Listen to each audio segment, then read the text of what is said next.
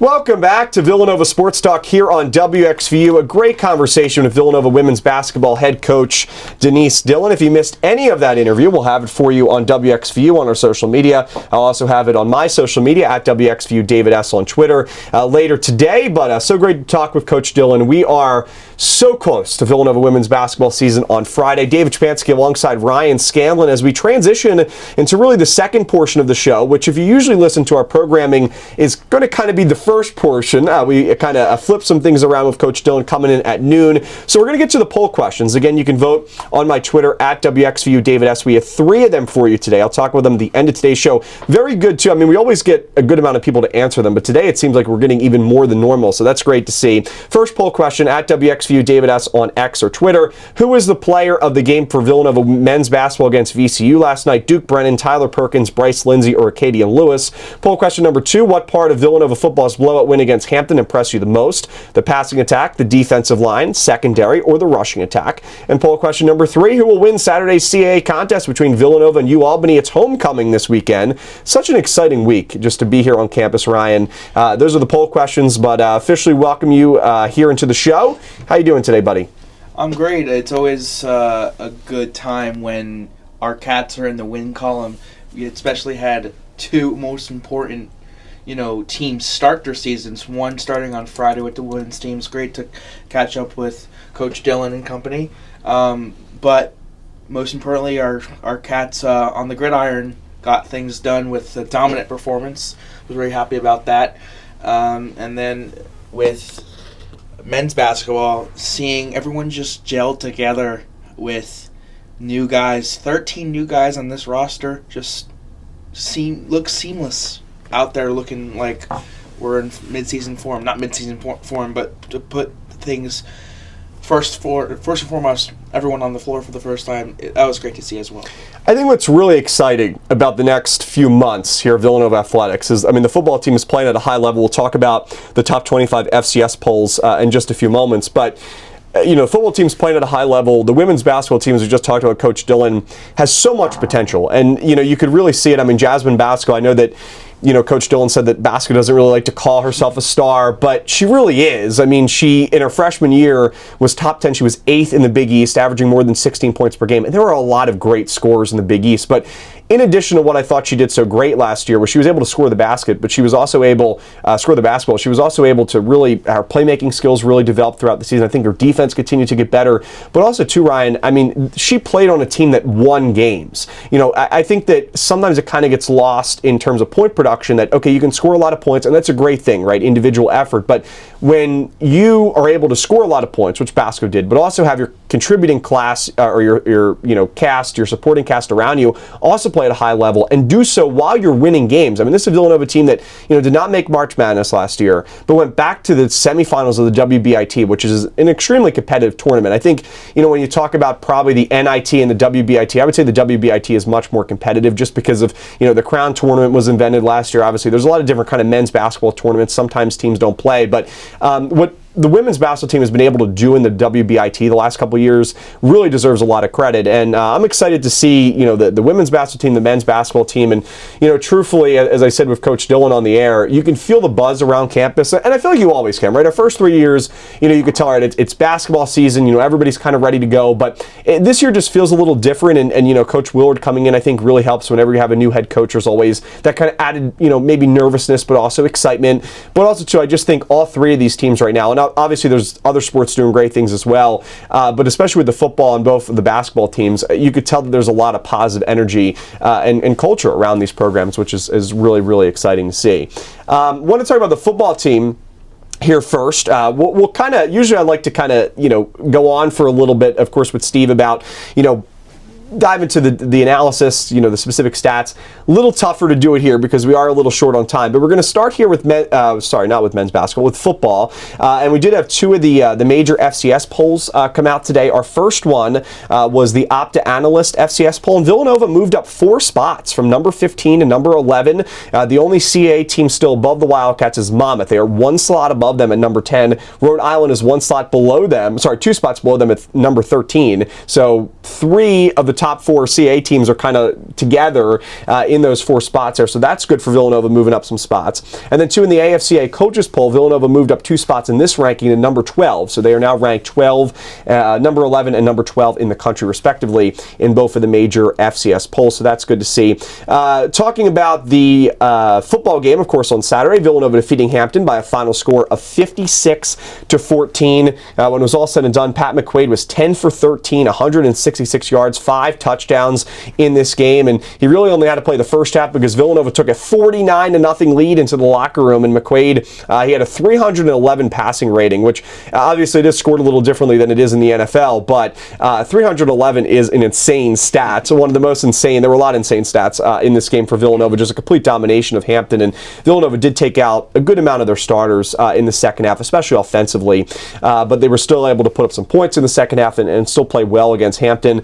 Tanner Maddox, he was the backup in this game for McQuaid, came in, was 2 for 3 for 9 yards in the passing game, but I thought he did a lot of good things with his legs. He had 5 carries for 67 yards. He had a big 47-yard run in this game, was averaging almost 14 yards per carry, which was promising. And then David Abbott had 8 carries for 52 yards, and he only played really the first quarter, so that was impressive to see from him. In terms of the receiving core, Lucas Kopecki had a touchdown, had 46 yards to really kind of lead the way in terms of number of receptions. He had 4 of them in 4 targets. Chris Colby had his first college touchdown for a 65-yard reception. He had 51 yards after the catch, made a nice move, and really kind of just cut across the middle, could run for days pretty much. Luke Coella had another touchdown in this game, had 1 catch for 34 yards. Also, too, Antonio Johnson, it was really good to have him back. He's been battling with some injuries. He had a touchdown on a 10-yard catch. So those were the first 4 touchdowns from Kopecki, Colby, Coella, and Johnson. And then we also had a touchdown from Sean Brodnick, his first collegiate touchdown. So many players kind of getting involved. They had 9 different rushers, 9 different receivers in this game. Villanova finished with 395 total yards of offense. And then defensively for this Villanova team, there's a lot of different places you could start. Well, first of all, the Wildcats had 3 sacks in this game. For a team that did struggle in the beginning of the season to get pressure on the opposing quarterback, it was easy to get to Braden Davis. At least they made it look easy on Saturday. Specifically, though, Bina Noboto, I think, had the play of the year so far, the highlight of the year, probably the highlight of my college career, our college career, Ryan. I know Coach Ferrante didn't really want to say it was kind of a forced out fumble because the Braden Davis really never lost the football. Noboto kind of just took it from him, ripped it from his arms. But that was an exciting play in this game, and had the chance to talk to Obina after the game, and he said he's been dreaming about this, and he's been here at Villanova for a long time. He's witnessed a lot of wins, a lot of good moments. That was exciting for him. Ryan, I know, being a manager, just what was that like for Obina in the locker room? What was that like for the team, just being around that moment? Because you could tell there was a lot of energy on the sidelines. Yeah, and if I remember correctly, he's a 5th-year senior, so he's been here as far as we've been here as freshmen. So just seeing the leap, not only as a 5th-year senior, but the guys around him, nothing's possible without getting that pressure on the quarterback. Braden Davis started his career at South Carolina, then transferred to Syracuse as a wide receiver, then came to Hampton and changed into a quarterback. He's a 6'6" guy, a lot of hefty things like to his size, which to a defense with Obina's point, it's hard to contain him if he's running all over the place. In the previous games of what Hampton gave in the CAA, but this Hampton team, despite the score, that's probably the most athletic team in the CAA, despite their younger guys. When they're getting older, if they stick to the program, they'll have great success with Coach Boykin. But going back to Obina Wobodo, having him in the locker room is just a big brother, not only to the players but to the managers as well. That's cool to hear. We hear that. We sometimes don't harp on that much, but the seniors, the juniors, freshmen are getting there because they don't really travel with us. We don't see them as much. But sophomores who travel, juniors that travel, seniors that travel, everyone, if we're not actively at practice, their number one question is, where is he? They're always on the lookout. They're for us, and the best part of my 4 years before I got into WXVU was that connectiveness of having 90 new guys on this roster even before school started.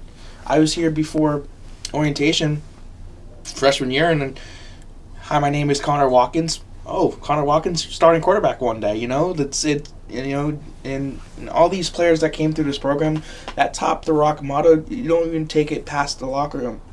You take this in life, and that's something that, as a manager, I'm really proud about. I opened up and I joined something new, on the side, WXVU as well. It's certainly been something that I cherish. But players like Shane Hartsoe, Bino Wobodo, even Luke Larson, a 33-year-old that's still oldest player in college football, right? Yeah. It's so cool to have these connections that will take you not only from Villanova but beyond. That's a good point, Ryan, and such a great connection there. And Bino also said, too, which I thought was really cool, was he had talked about the philosophy of the team, the mentality, and he said, protect the brand. That's what Villanova's really fighting for right now. And, there's a lot of good teams in college football. There's a lot of good teams in the FCS. There's really competitive teams in the CAA. But, having the chance to watch a good amount of them play over the last 4 years, and yeah, you could say, okay, I'm a little biased, but when you look at this Villanova team, when they're winning, when they're losing, there's a difference you could tell with the chemistry of the team, at least in my opinion, compared to some other teams. Not to say that other teams aren't close, they are. But Villanova, the messaging is all in the same role. They really seem to care for each other as a family. And that relates to success on the football field. And it really did here in this game against Hampton on Saturday. And also, too, just wanted to touch on some more stats defensively here before we transition to men's basketball. Once again, Turner Inge played really well. 5 total tackles. And, maybe started off the season a little slow. I think a lot of it was kind of getting used to the defense. Coach Ferrante still said on Saturday that it is a work in progress, even though Villanova's defense has played lights out the last couple weeks. And yeah, the opponents have been easier than they were at the beginning of the year, and these are all valid points. But I thought Turner Inge played really well. Amari Bursey also had 5 total tackles in this game, including 4 solo tackles. And then, too, also just wanted to highlight a few more things as well. You had a couple sacks, of course, in this game, which were brilliant from Villanova, 3 sacks. AJ Kuku technically, he had 2 sacks, but they took away 1 from him. So he is now credited for 1 sack. Joshua Remy was also credited for a sack. He played well, had 5 total tackles. So Remy, Inge, and Bursey were all tied for 5 total tackles, but 3 sacks for Villanova. AJ Kuku really could have had 2 sacks. He at least helped out in the second. He gets credited for 1. Remy was able to finish the quarterback there to pick up the sack. And then you had half of a sack from both Hartzell and Watute, which was great to see as well. But defensively, Villanova, they allowed 0 points in the first half. And when a lot of the defensive backups, if you will, kind of came in the second half, Hampton was able to score some points. And I do want to give credit to Eli Woods III, the quarterback for Hampton, who came in there really in the fourth quarter. He has a really special ability to run the football. And, Braden Davis does as well. He was a wide receiver and a running back, kind of using that spot occasionally with Syracuse last year. But Woods III, I think, could definitely be their starting quarterback when you look down the line. Now, Villanova won't be in the CAA past this year, so it really doesn't matter a whole lot for the Wildcats moving forward. No, but still, Eli Woods Jr., I think, has a very promising career. Braden Davis, you could tell that he was uncomfortable throwing the football. I think for Coach Boykin, it's been a challenge to get their offense kind of on the same page and kind of get used to everybody playing, college football together, especially trying a whole new position, quarterback in college. I believe that Davis did play some quarterback in high school, but I think it was very limited, if any. So he transitioned, of course, back to quarterback when coming back here to Hampton in the offseason. Ryan, I want to shift over here to men's basketball before we get to the poll questions. Villanova defeating VCU by a final score of 70-51 last night at the Finn. It wasn't a packed house at the Finn last night, but it was a pretty solid crowd on hand. Again, Villanova winning by 19 points. Once again, usually when we come on this shows, we try to give you, of course, the positives, but also some negatives. Not to put the cons out there, but just to say some things that Villanova could work on, right? And I think that's fair. But really, in this basketball game, I'll be honest. The main thing to work on for Villanova's turnovers. The Wildcats had 13 of them, but VCU also had 15 of them. And this is a scrimmage game, so I think that's expected, especially when you have a lot of new players. But Ryan, what is kind of your initial takeaway, initial thought on this performance from Villanova? But once again, similar to the football team, it was domination from start to finish. Villanova never trailed.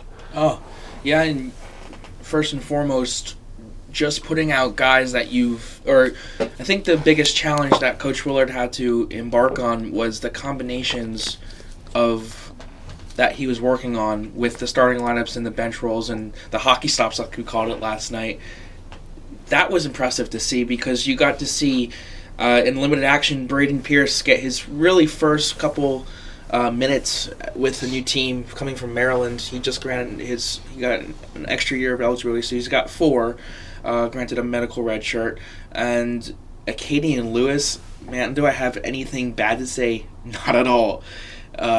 Because everything was so positive of what that freshman from Sidwell came here with, and now I know what the tools he's got, and ESPN and those charts were not joking when Acadian Lewis had his recruitment forthgoing. Thankfully, he's turned a Wildcat, but most other programs are missing out on what he could possibly bring.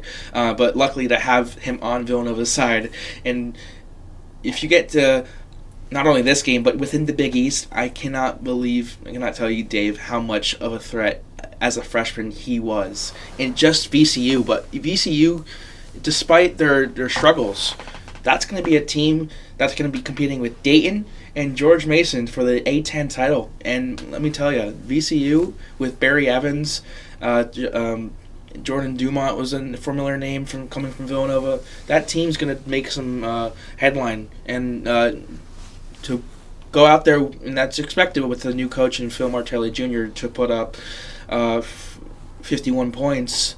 But that team had some high potential, and 51 points means that Villanova's defense was ready from the get-go. Yeah, and I think Villanova still some things to clean up, right? The turnovers is a big thing, but Acadian Lewis, Ryan, you said it perfectly. You heard a lot about him when he was being recruited. Just the potential was there. I think for Nova Nation, a lot of it had to do with, okay, how does this team look? Because you have a new head coach. Obviously, Coach Willard has plenty of experience and has done a lot of good things. Over 300 career wins in his career, 7 NCAA tournament appearances. But you also kind of had to match Lewis with all of the different players that Villanova was kind of plugging in. Some guys that already played at different programs, like a Duke Brennan, Zion Stanford, and I think it was just kind of seeing how it all looked. And Acadian Lewis, similar to what we talked about with Jasmine Bosco, it looks like that he's not a true freshman. And look, there's some growing pains there. He finished the game with 3 turnovers, and there's going to be, right? I think it wouldn't be right to say that, right away he's going to be a star, but the potential is there. And I think it's really now not a question of if, it's when Acadian Lewis really puts everything together. It may not be this year. It probably won't be this year, but as time goes on, this is a really exciting player that hopefully Villanova can keep in this program for a long time, because, if this was a decade ago, you're sitting here saying, well, Villanova is a really talented player here for the next 4 years that you can build around, in a sense, maybe a little bit differently now with the transfer portal, but he was off to a great start. 15 points in this game against VCU, 10 of them coming in the first half. Little slow in the second half. I think VCU did a much better job at kind of limiting his lanes, right? There were a few times where you saw him and he just, was able to sprint to the basket easily around a VCU defender, really from the perimeter in the first half, where VCU was really kind of caught by surprise by his speed. And then in the second half, they recognized that a little bit more, and they forced Lewis to kind of pass the ball to other places, and they made guys like Tyler Perkins beat them, and he did. Perkins scored 14 points in his own right. Bryce Lindsey had 12. Was a little inefficient, 1 for 5 from behind the arc, 4 for 10 from the field, but still, I thought overall contributed a lot. Also had 6 rebounds at Lindsey. And Duke Brennan, very slow start to the first half, was in some immediate foul trouble, but then picked up 10 points, 5 for 6 from the field, 7 rebounds, and it was kind of like interesting in the second half when he was finally able to get back in the game. Again, was in some foul trouble throughout, but it was like he turned on a switch and it was like go time. And the connection between Lewis and Brennan for that dunk, I believe midway in the second half, that was a great play of the Finn Rockin', probably the loudest of the night that we've heard the Finn. So that was a good moment in this game. And all in all, Villanova, a lot to take away from this performance. But Coach Willard, after the game, did talk about the injuries. And this team is really dealing, as to with the women's team, dealing with the injury bug. And that's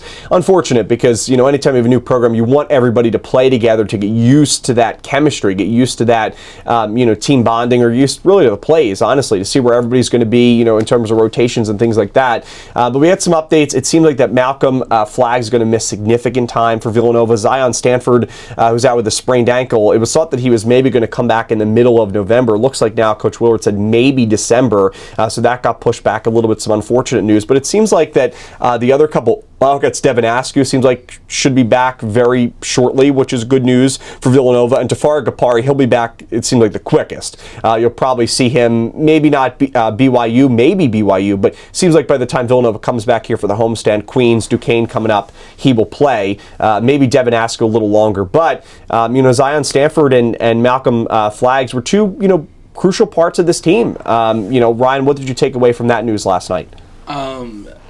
First of all, having Devin Askew as a sixth-year senior and on this team, I think when he will come back, the leadership role that the younger guys would be a lot more stronger. Devin Askew, if you haven't heard, first committed to Texas, then went to Kentucky, then went to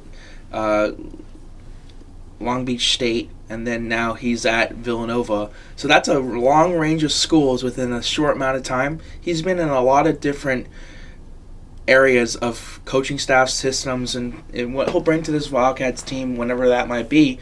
Definitely not the BYU game, but as the year continues, this Villanova team is only going to get better because of the skill set and the leadership role he'll bring. Really disappointing news of Malcolm Flagg's, but as he continues to be in a system that he's going to get used to, I think he'll develop as a player more. And then Zion Stanford, I'm most intrigued on seeing because of the amount of numbers that he put up on Broad Street with the Owls. And Tafari Kapari as well, the New Zealander. Won the dunk contest for the roommate show, which was an exciting moment for him in the crowd. And those four guys are definitely going to contribute, but I think the struggle and the main focus is and this is on both ends, is to get healthy and to maintain health as you get into January and February. Just because when you play teams like Creighton, which will be on Valentine's Day at the Pink Out, you want to have you want to crash the party, and you want to have everyone available. And teams like Providence on the road playing Taylor Swift, playing St. John's again in the Garden. That's all these games are circled, and they got to bring their best, their own energy to those away team. And you if you want to be a good team, you got to win on the road, and you most importantly got to be healthy while doing so. It definitely seems like Villanova is behind the eight ball in just the sense that they have not been able to practice a whole lot. Coach Willard said that they didn't practice the last couple of days before that game against VCU last night, so he was surprised at especially how they came out and played in the first half. But, it is going to be an opportunity for the younger players to really step up and, as you said, Ryan, really take that leadership role. And at the end of the day, if everybody is able to get healthy, that helps this team in March. But I think really it's going to be crucial. It seems like Flagg's going to be out for a long time. And Zion Stanford, it is concerning that his timetable was pushed back even a couple more weeks, because Coach Willard seemed very optimistic about him in media day. I mean, just with the offseason that he had. So we'll play my interview with Coach Willard coming up at the end of today's program, starting at 1 o'clock when Ryan and I officially wrap up the live portion here at Villanova Sports Talk. But before we do, let's get to our poll questions on Twitter at WXVU David S. Want to thank everyone for the support as always. First poll question: who was the player of the game for Villanova against VCU last night? Duke Brennan, Tyler Perkins, Bryce Lindsey, or Cadian Lewis? The voters think this is a pretty easy question. I do too, Ryan. Where do you fall? I can go a million different ways, but I think if you take Duke Brennan's second half, that's the one that stands out to me over your probable guess, Cadian Lewis, just because that leadership from the first to the second half really took the next step. And to see what he was capable of coming in from a Grand Canyon team, and Scott Drew, Bryce Drew, one of the brothers from Grand Canyon, in a great system over there. You can see why he came to Villanova in that second half. Not much the first half, but that's just because he, evolving to a new surrounding, new gym. He's been playing for Grand Canyon for the last 3 to 4 years. So, just for me, I don't think performance-wise it was like the player of the game. I think the performance-wise for me is just getting adjusted to your new surroundings. And for me, Duke Brennan is my player of the game just because he was able to adapt so quickly and finish with 4 fouls, but a strong showing in the paint, which will be needed when Wildcats take on more and better teams. Yeah, it's definitely respectable, Ryan. He had a very strong second half. For me, I'm going to go with Acadian Lewis. I mean,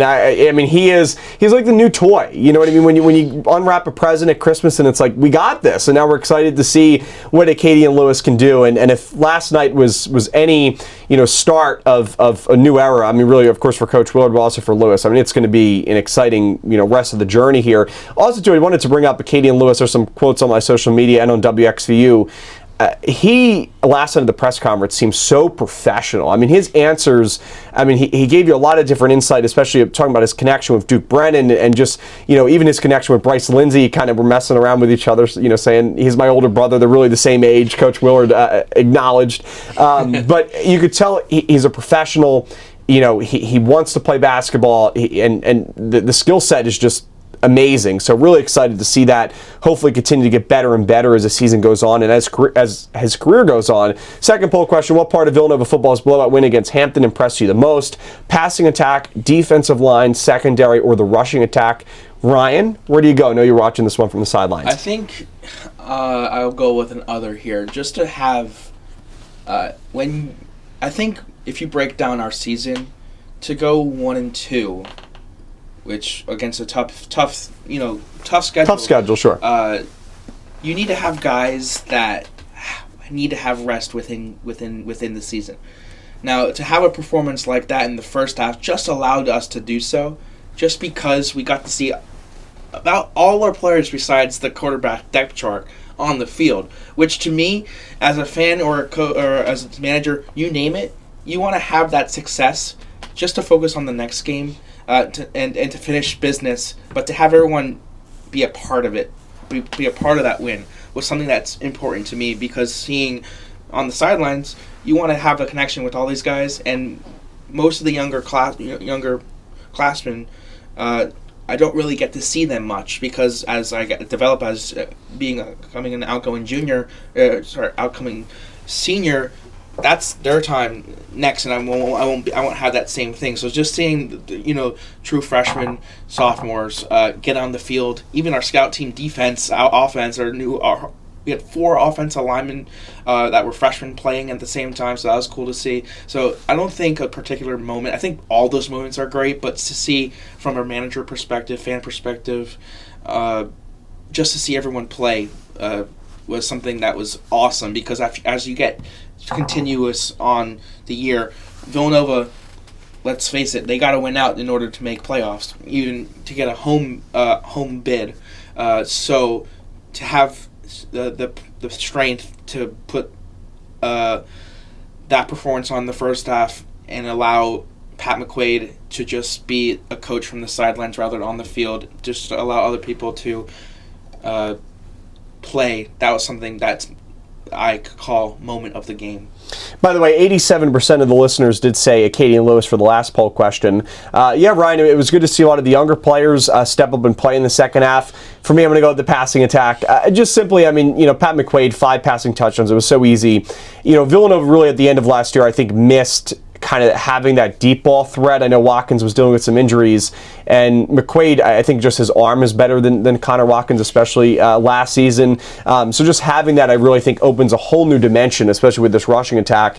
But also, too, I thought it was really just important to hear, what he had to say about Luke Coel and Lucas Kopecky. It's like, they don't live with me, but basically they do. They're in my dorm all the time. You're just talking about football and building that chemistry. And, sometimes it's hard to remember that, McQuaid and Coella and even Kopecky playing men's lacrosse here for his first 4 years, they're all relatively new players in this program, especially McQuaid and Coella, both transfers, and, really Kopecky just finally getting used to playing football again in the second half of last year. So that's going to be really special, I think, as we head down the final stretch here. 80% of listeners saying the passing attack.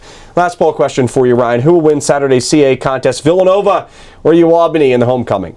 Well, I think Villanova, in order to have a dominant performance coming off of Hampton, it's going to be tough to lead 49-0 again at halftime. Is to not make this game. Is to not make this game what they call a trap game. That's a good point. Albany is 1-6 on paper. But any given day on the fourth weekend of October, an Albany team is looking to spoil some playoff bids, and I think if Villanova comes in, plays like they can do, like they have been for the last 4 weeks, they can go into this bye week looking like an unstoppable team that will have their mind on Towson. But any given Saturday, you cannot overlook an opponent. You can't underestimate them. But if this Wildcats team and Pat McQuaid wants to, continue the success, it's just repetition. And I think from last 4 weeks of what this Wildcats team has given me, it's given me a lot of joy. And if they want to continue to give me joy and not make me go ballistic on the sidelines, they're going to have to play the same way as they have been the last 4 weeks. And I have no doubt that they will. Practice starts tomorrow, Tuesday through Thursday schedule, walk through Friday, and we'll get the ground running. But I think what Coach Mark Fronte would say is that this fall break has really taught the guys that to step back from academics and allow film study to control what they did this week, and I think that helped the guys mesh through the season a lot. And then once this week starts up, back up to academics. So let's see how the repetition, like I said, continues with the academic portion in it, and we'll go from there. But I think that from week to week, you'll learn something about this team. And I think this week it was the defensive line. A lot of weeks is the passing game. A lot of weeks is just adversity. And I think that if they have that against Albany, there's going to be a lot of adversity because this Albany team is 1-6, and you're going to overestimate. But the strange strategy is the PTB, which is to protect them. Like Abina said. Oh, yeah. For me, I'm going to go Villanova, 93% saying Villanova. Yeah, this UAlbany team is not good. 93%. Yeah, UAlbany and Hampton are both at the bottom of the conference. They've both struggled really this year. UAlbany is better statistically, so I expect this game to be closer. And I don't think anybody predicted that Villanova was going to beat Hampton like the way that they did by just crushing them 49-0 at halftime, 56-14 being the final score. Usually we'll like to break down the stats more, give you more of a preview of UAlbany. We have run out of time here in Villanova Sports Talk, but on our social media, on my Twitter at WXVU David S, I'll post my preview video as always later on this week. But that will do it for Villanova Sports Talk, the live portion. Again, if you're listening to this here on the radio, I'm going to play my exclusive one-on-one interview with Villanova's head coach, Villanova men's basketball head coach Kevin Willard. So stay tuned for that here on the radio side of things. If you're watching on YouTube, or if you are watching or listening, I should say, on Spotify, I want to thank everybody for tuning into this episode. I want to thank Coach Dillon especially for coming on here for the first 30 minutes, and it was great insight. Again, we'll have coverage for you of Villanova women's basketball on Friday against Towson. It's a scrimmage, but make sure to tune in. 6 p.m. kickoff, 5:30 p.m. will be our pregame show. And then on Saturday, we'll have coverage of Villanova football as the Wildcats look to make it 20 consecutive wins on the main line. We'll have coverage for you beginning at 3 p.m. with the pregame show, 3:30 p.m. kickoff from Villanova Stadium. Should be a good crowd with homecoming as well. Want to thank everybody for tuning in. For Ryan Scanlon and Stephen Kane, hopefully he's doing well in his test, I believe for taxes or something like that. Hope he's doing well. And I want to thank everybody for tuning in. We'll be back next week, and there will be another special guest next week. I'm not going to announce it yet. Some things are in the works, but we'll have another special guest, at least as of right now, joining us next week. That's when our next episode will be, Monday, October 27th from 12 to 1 p.m. right here on WXVU. Stay tuned to my social media. I'll announce the special guest here over the next couple days. I want to thank everybody for tuning in. Again, for Ryan Scanlon, I'm David Szczepanski. Have a great day. And as always, go Cats!